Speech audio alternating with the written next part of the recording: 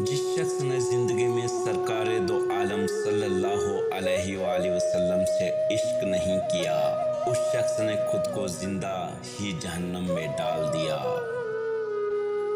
मैदान जंग में कामयाब होकर शेर बनना आसान है, लेकिन असल शेर वो है जो अपने नफ्स को खुद पर हैवी ना होने दे। दुश्मनों से ज़्यादा हमारे वो दोस्त खतरनाक हैं जो मुनाफिकाना अंदाज में हमारे जज्बात से खेलते हैं। मौत का जायका सबको चखना है, लेकिन जिंदगी का जायका किसी किसी को नसीब होता है। इब्लीस की गलती ये थी कि मैं आदम से बेहतर हूँ, और ये बीमारी हर इंसान की रूह में है। हार मान लेना कमजोरी नहीं, इसके बरअक्स ये ताकत है। हार मान लेने से बंदा खोलते पानी में रहने से बच जाता है। अपनी रूह का सौदा किसी भी चीज़ के साथ मत करो। ये वो चीज़ है जो तुम इसे दुनिया में लेकर आए हो, और सिर्फ उसे ही वापस लेकर जाओगे।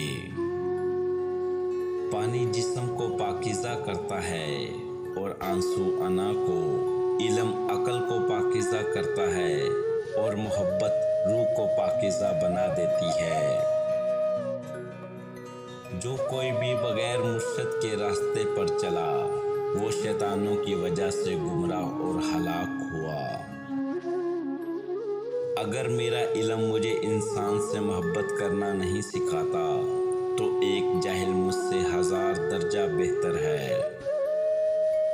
अपनी आवाज़ की बजाय अपनी दलील को बुलंद कीजिए।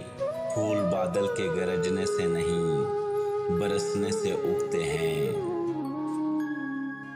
जहाँ भी पानी देखो वहाँ सब्ज़ा होगा। इसी तरह जहाँ आंसू होते हैं वहीं रहमत होती है। अंबिया और औलिया की सोहबत से लोग कामिल बन जाते हैं। इनकी इत्तबा से निजात हासिल होती है। इनके दर्द की दुआ खुदा का दीदार होता है। रूह के लिए इससे बढ़कर कोई मर्ज नहीं कि तू खुद को कामिल समझने लगे। अपने अंदर तब्दीली की कोशिश करनी चाहिए। औलिया अल्लाह की सोहबत अख्तियार कर, तेरे अंदर तब्दीली पैदा हो जाएगी। तुम औलिया की खिदमत से दूर हो तो हकीकत में खुदा की खिदमत से दूर हो। अल्लाह के वली की सोहबत के चंद लम्हे 100 साल की बेयार इबादत से बेहतर हैं। अगर तू बेकार पत्थर है तो किसी साहिब इल्म के पास जा, गोहर बन जाएगा। एक अच्छा इंसान किसी की शिकायत नहीं करता, वो दूसरों में खामियां तलाश नहीं करता। तेरी दाढ़ी तेरे बाद पैदा हुई और सफ़ेद हो गई, मगर तू अभी काले का काला ही है।